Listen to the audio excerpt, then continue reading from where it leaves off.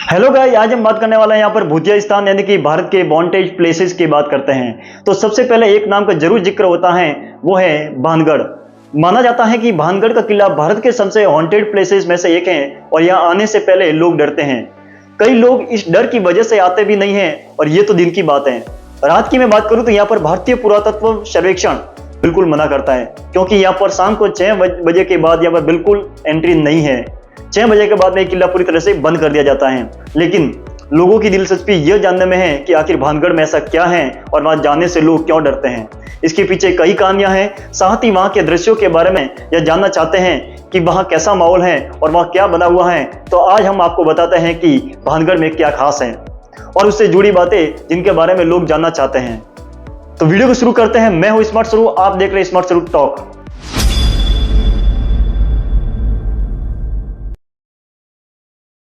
भानगढ़ राजस्थान के अलवर जिले में है। देखने में यह भी राजस्थान के दूसरे किलों की तरह है और काफी खूबसूरत भी है, लेकिन अब इसकी वो खूबसूरती नहीं है।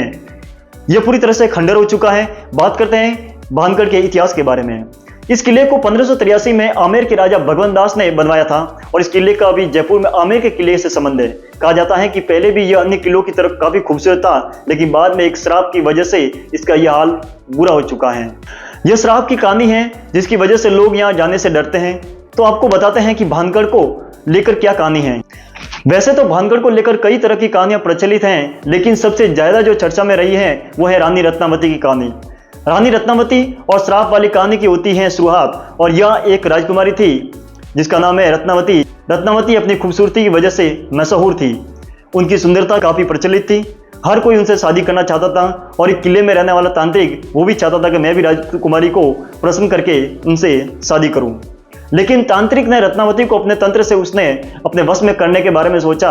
कहा जाता है कि रत्नावती एक बार इत्र खरीद रही थी और कई लोग कहते हैं कि रत्नावती की दासियां उनके लिए इत्र खरीद रही थी।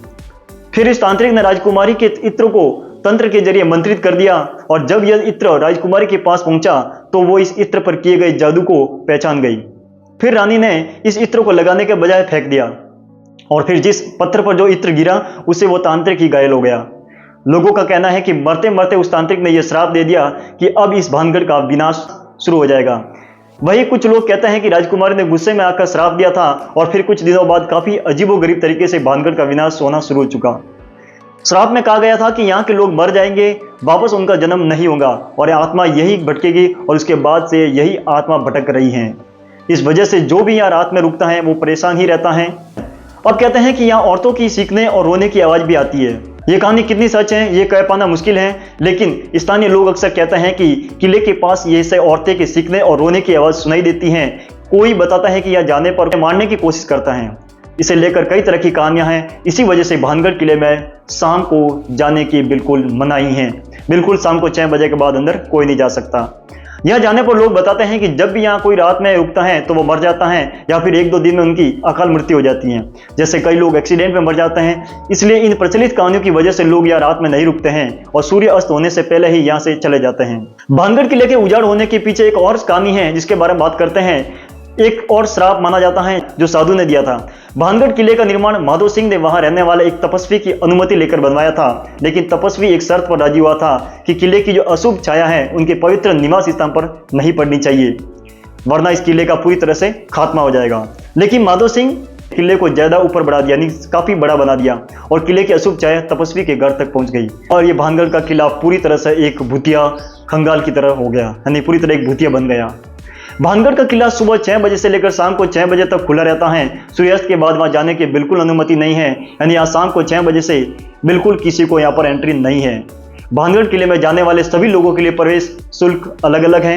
भारतीयों के लिए यहाँ पर 25 रुपए हैं और विदेश से जो लोग आते हैं उनके लिए मात्र 200 रुपए हैं। और वीडियो और कैमरे का अगर आप लेके जाते हैं तो उसका अलग से चार्ज लगेगा जिसका है 200 रुपए। ये भानगढ़ का किला राजस्थान में अलवर जिले में एक गाँव में स्थित है जो कि जयपुर और दिल्ली के बीच स्थित है। भानगढ़ किला दिल्ली से 235 किलोमीटर दूर है और अलवर भानगढ़ का सबसे नजदीकी शहर है। अलवर से भानगढ़ की दूरी लगभग 90 किलोमीटर है और अलवर से भी नजदीक जयपुर है। भानगढ़ किले में जयपुर से भानगढ़ किला सिर्फ 83 किलोमीटर दूरी पर है।